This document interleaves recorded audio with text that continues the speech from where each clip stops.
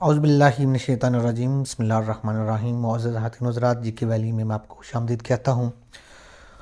آج معزز حضرات حضرات ہم ایک بہت ہی important topic Indian Council Act 1861 کو ڈسکس کریں گے۔ اس کو جو ڈسکس کرنے کا جو مقصد ہے، جو پرپس ہے، وہ یہ ہے کہ ہم یہ چاہتے ہیں کہ اسٹوڈنٹس کو برٹش جو سٹرکچر تھا اس کے بارے میں ہم انٹروڈیوس کروائیں، اور کون سے سسٹم کے تحت وہ یہاں پر رول کرتے تھے، حکومت کرتے تھے، وہ پتہ ہونا چاہیے۔ کیونکہ یہ جو جتنی بھی سب کانٹیننٹ کی جو آپ ہسٹری دیکھیں، انگلش دور کا جو 100 سالہ ہے، اس میں جو آزادی کی تحریکیں چلی ہیں، چاہے وہ مسلم لیگ کی طرف سے ہو یا چاہے کانگریس کی طرف سے ہو، وہ زیادہ تر کنسٹیٹیوشنل ریفارمز کے ریلیٹڈ ہے، اور بلکہ آپ کہہ سکتے ہیں کہ آئینی وہ آپ جدوجہد کہہ سکتے ہیں۔ اور جو باقی جو تحریکیں تھیں، جو گوریلا تحریکیں تھیں، اس کے بارے میں ڈسکس بہت کم کیا جاتا ہے۔ البتہ میں سمجھتا ہوں کہ وہ ان آزادی کے جو ہیرو ہیں ان سے عوام کو متعارف کروانا چاہیے۔ تو ایسا تاثر پیش کیا گیا ہے کہ 1857 عیسوی کے بعد کوئی گوریلا جنگ ہوئی نہیں ہے، نہ لوگوں نے وہ ریوولٹ وغیرہ میں حصہ لیا ہے، جو کہ غلط ہے۔ ایک ہماری گورنمنٹ سطح کے اوپر، چاہے وہ انڈیا کی ہو، پاکستان میں کی ہو، اس میں ان چیزوں کو چھپایا گیا ہے۔ تو بہرحال ہم اپنے ٹاپک کی طرف چلتے ہیں۔ تو 1861 کے جو انڈین کونسل ایکٹ کے پیچھے کچھ وجوہات تھیں، کچھ کازز تھیں۔ اس میں جو سب سے بڑی جو وجہ ہے وہ 1857 عیسوی کی جنگی آزادی ہے، کیونکہ 1857 کی جو وار ہے اس نے انگریزوں کو یہ سوچنے کے اوپر مجبور کر دیا تھا کہ کیا وجہ ہوئی ہے کہ یہ لوگ بغاوت کے اوپر اتر آئے ہیں، اور کس طریقے سے اپنے وہ رول کو طول دے سکتے ہیں کہ آئندہ ایسی کوئی بغاوت نہ ہو۔ تو وہ ان تمام وجوہات کے بارے میں جاننے کے لیے متجسس بھی تھے، اور اس میں ان کی جو آپ کہہ سکتے ہیں ان کے ساتھ جو تعاون کیا وہ سر سید احمد خان نے کیا۔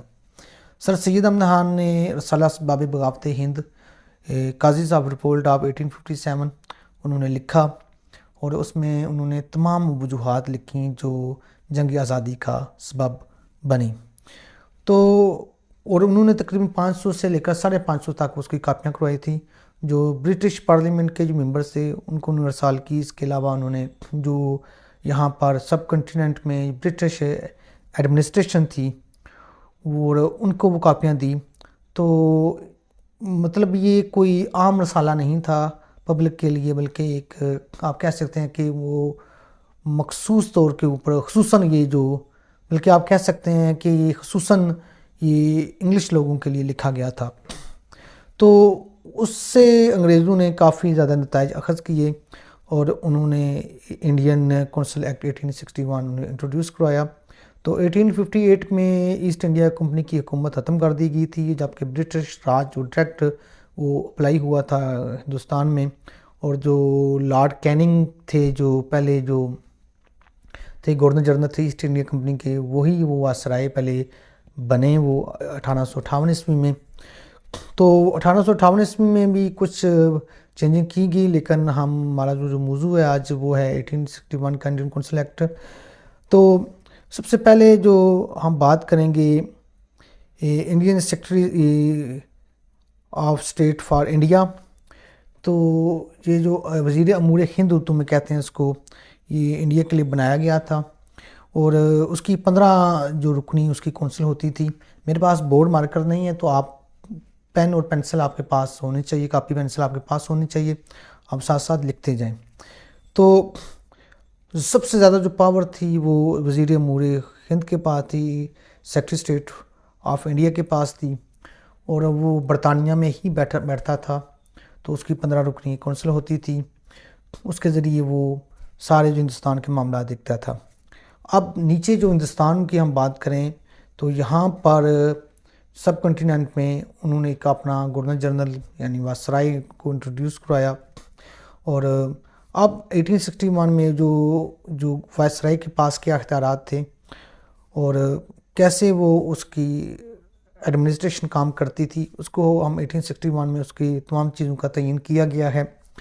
وائسرائے آپ کہہ سکتے ہیں کہ آپ سب کنٹیننٹ کا ایک ان کا وزیر اعظم کہہ سکتے ہیں، اور جو انڈر کام کرتا تھا برٹش پارلیمنٹ کے، یعنی وہ ڈائریکٹ برٹش پارلیمنٹ کو جواب دہ ہوتا تھا، اور اس کی جو مالی امور میں یا جتنی وہ اس کے جو انتظامی معاملات میں تھے، سیکرٹری اسٹیٹ آف انڈیا اس کی مدد، وزیر امور ہند اس کی مدد کیا کرتا تھا، اور زیادہ power secretary state of India یعنی وزیر امور ہند کے پاس تھی۔ تو وائسرائے آپ کہہ سکتے ہیں کہ وہ یہاں کا ایک بادشاہی تھا ان کا۔ اچھا، اس کی انہوں نے وائسرائے کی ایک کونسل بنائی، اور کونسل کے جو وہ دو آپ کہہ سکتے ہیں ایوانوں کے اوپر مشتمل تھی۔ ایک تھی ایگزیکیوٹیو کونسل۔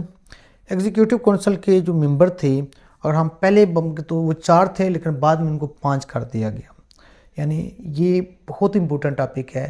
ایگزیکیوٹیو کونسل جو وائسرائے کی اس کے ممبر تھے 5 تھے، اور ان کو مختلف پورٹ فولیو دیے گئے، یعنی ان کو مختلف شعبہ جات دیے گئے۔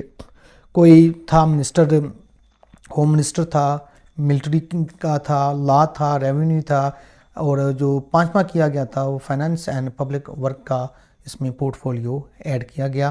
یہ مطلب آپ جیسے کہتے ہیں ایک وزیر اعظم کیبنٹ ہوتی ہے، اس کی ایک کیبنٹ تھی۔ تو پبلک ورک کا جو شعبہ تھا وہ 1974 میں وہ شامل کیا گیا۔ اچھا، یہ تھی ایک ایگزیکیوٹیو کونسل تھی۔ اس کے علاوہ کچھ ایڈیشنل ممبر بھی اس میں ایڈ کیے گئے۔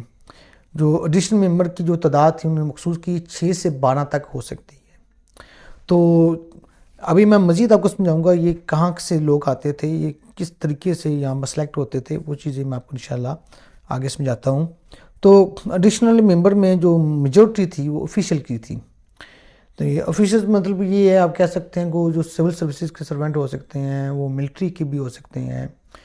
تو وہ جو آفیشیل لوگ جو یہاں پر کام کرتے تھے تو انگلش جو وہ ہوتے تھے۔ تو اب باقی جو 4 سے جو کم، یعنی 4 سے ہاف سے کم جو ممبر ہیں وہ یہاں کے لوکل شامل کیے گئے۔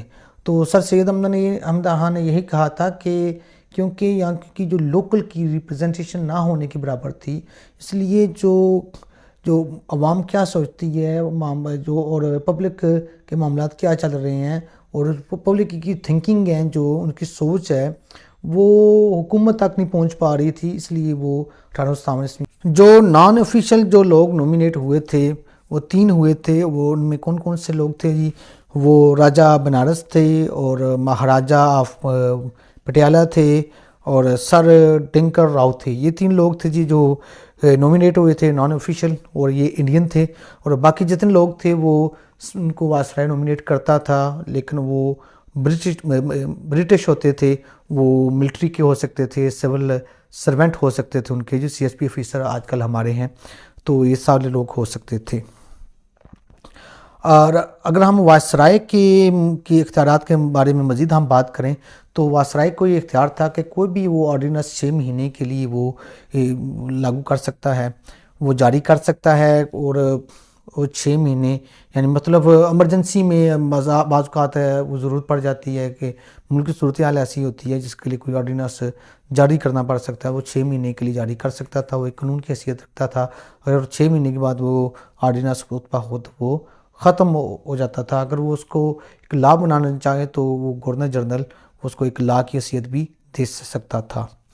تو اس کے علاوہ جو زیادہ تر جو پاور تھی وہ گورنر جنرل کے پاس ہی تھی، یعنی یہ ایگزیکیوٹیو اور جو کونسل تھی لیجسلیٹو کونسل تھی، سینٹرل لیجسلیٹو کونسل، اس میں ایگزیکیوٹیو کونسل آ جاتی ہے اور ایڈیشنل ممبرز آ جاتے ہیں، یہ دونوں مل کر کوئی بھی یہ کوئی بل پاس کرتے ہیں تو وائسرائے کے پاس اختیار تھا، اس کو ریجیکٹ کر سکتا تھا، اس کو ایکسیپٹ کر سکتا تھا وداؤٹ جو وائسرائے یعنی جو گورنر جنرل اس کی منظوری کے بغیر کوئی بل پاس نہیں ہو سکتا تھا۔ مطلب یہ ہے جس کو گورنر جنرل چاہے بل وہ پاس کر دے اور جس کو چاہے وہ رد کر دے، ویٹو پاور ٹوٹل وہ گورنر جنرل کے پاس تھی۔ اس کے علاوہ وہ خود بھی کوئی ایسا وہ بل پیش کر سکتا تھا، اور اس کا اگر یہ لوگ اس کی مخالفت بھی کرتے ہیں تب بھی وہ بل پاس ہی تصور کیا جاتا تھا۔ گورنر جنرل کے پاس بہت زیادہ اختیارات تھے۔ اگر کسی بل کو گورنر جنرل پاس کر لیتا ہے اور آگے وہ جاتا ہے وزیر امور ہند کے پاس، سیکریٹری اسٹیٹ فار انڈیا کے پاس. اگر وہ اس کو ریجیکٹ کرتا ہے تو وہ بل ریجیکٹ ہی تصور کیا جائے گا. تو یعنی آپ کہہ سکتے ہیں کہ جو ویٹو پاور جو گورنر جنرل کے پاس تھی، اس کے اوپر بھی جو ویٹو پاور تھی وہ تھی وزیر امور ہند کے پاس، سیکریٹری اسٹیٹ فار انڈیا کے پاس تھی. کوئی سسٹم یہی تھا. اگر جو صوبائی کونسل ہے، میں اس کی ابھی بات کرتا ہوں، جو پروویژن جو لیجسلیٹو کونسل تھیں، جو اس کی اگر ہم بات کریں، جو مدارس بمبئی کی جو پریزیڈنسی تھی 1833 کے بعد ان کی جو خود مختاری کی دی گئی تھی، 1853 میں ان کی جو خود مختاری تھی وہ واپس لے لی گئی تھی. اب پھر ان کو کچھ خود مختاری دی گئی، ان کی بھی اسی طریقے سے ایگزیکٹو کونسلز وغیرہ بنائی گئی، اور ان میں جو تھے وہ یہ ہاف سے کم جو تھے لوگ وہ انڈین انہوں نے کہا کہ ہوں گے. تو اس میں بھی یہی تھا کہ اگر جو گورنر ہے اس صوبے کا، تو اس پروونس کا، تو اگر چاہے اس قانون کو وہ ریجیکٹ کر دے، چاہے اس کو وہ ایکسیپٹ کر لے، تو زیادہ تر اختیار گورنر کے پاس تھے. اور گورنر بھی اگر وہ اس قانون کو پاس کرتا ہے، اگر وہ پھر وہ وائسرائے کے پاس جائے گا، اگر وہ یعنی جو گورنر جنرل اس وقت جو تھا، تو اگر گورنر جنرل اس کو ریجیکٹ کرتا ہے تو وہ ریجیکٹ ہی تصور کیا جائے گا. تو آپ کہہ سکتے ہیں ایک طریقے سے پروویژنل آٹونومی کو دی بھی گئی تھی، ایک طرف سے نہیں بھی تھی، کیونکہ جو زیادہ جو اختیارات تھے وہ تھے اس کے سینٹر کے پاس تھے. تو آپ کہہ سکتے ہیں کہ یہ جو ڈی سینٹرلائزیشن کا جو انہوں نے ایک جو کنسیپٹ انٹروڈیوس کرایا، وہ بیسیکلی وہ سینٹرلائزیشن ہی تھی وہ. تو آپ کہہ سکتے ہیں کہ انہوں نے وہ آنکھوں میں کہتے ہیں نا نمک ڈالنے والی بات یہی تھی. اس کے علاوہ گورنر جنرل کے پاس اختیار تھا کہ وہ نئے صوبے بھی بنا سکتا تھا، اگر وہ چاہے وہ نئے صوبے وہ بنا. جیسے اس کے بعد اس نے پنجاب کے پی کی وغیرہ میں کچھ اصلاحات وہ اس نے انٹروڈیوس کرائیں، اور ان کو بھی کچھ صوبائی لیول کے اوپر وہ لے کر گیا. تو اب یہ ہے کہ آپ کہہ سکتے ہیں کہ اگر گورنر جنرل وہ موجود نہیں ہے تو اس کی جو جگہ پر کوئی اور نمائندہ بھی وہ صدارت کر سکتا تھا. تو اس کے جو زیادہ تر جو اس کو آپ کہہ سکتے ہیں کہ یہ ان کا زیادہ پاور انہوں نے اپنے پاس بھی رکھی تھی. جو انڈین جو ممبر تھے سوائے مشورہ دینے کے، وہ کچھ بھی ان کے پاس کوئی پاور نہیں تھی، کوئی رول نہیں تھا، کوئی پورٹ فولیو نہیں تھا. تو سارے تمام چیزیں کس کے پاس تھی؟ برٹش کے پاس تھی. بس وہ یہ تھا کہ وہ بیٹھ کے اجلاس سن لیتے تھے، کوئی ان کو مشورہ کوئی مائنڈ میں آئے کہ وہ دیتے تھے. انگریزوں کی آگے مرضی تھی وہ قبول کریں یا نہ کریں. بس ان کا یہ کام تھا کہ جو وہاں پر جو قانون پاس ہوتا تھا وہ وہاں میں بتانا یہ جو قانون پاس ہو گیا. نمبر 2، وہ کچھ ایسے لوگ وہ اس میں لے کر آتے تھے جو وہ ان کے پہلے ہی وہ کہتے ہیں وہ کانے وہ ہوتے تھے، وہ جن کا انگریزوں کے بغیر گزارا ہی نہیں تھا. پرنسز جو اسٹیٹس تھی ان کے وہ ہوتے تھے، وہ پرنسز ہوتے تھے. یہاں کو بڑے لانڈ لاڈ جو لوگ تھے ان کو اس میں شامل کرتے تھے، جو کہ انگریزوں کے ہی ایک قسم کے نمائندے ہوتے تھے. تو ویسے بھی وہ غلامی میں ناکام آتی ہے نہ زنجیریں نہ تدبیریں. تو ان لوگوں نے کیا کرنا تھا؟ تو یہ تھا انڈین کونسل ایکٹ. لیکن اسی کے بیس کے اوپر آگے جا کر 1892 عیسوی کا انڈین کونسل ایکٹ آتا ہے. 1909 کی جو ریفارمز ہیں، جو منٹو مارلے ریفارمز ہیں وہ ہوتی ہیں. تو آپ کہہ سکتے ہیں کہ یہ انڈین خود مختاری کی طرف ایک یہ پہلا ایکٹ تھا. تو معزز خواتین و حضرات، اگر آپ کو آج کی ویڈیو پسند آئی ہو تو میری ویڈیو کو لائک کرنا، میرے چینل کو سبسکرائب کرنا، اور اس ویڈیو کو آگے شیئر کرنا مت بھولیں. وما الا البلاغ المبین.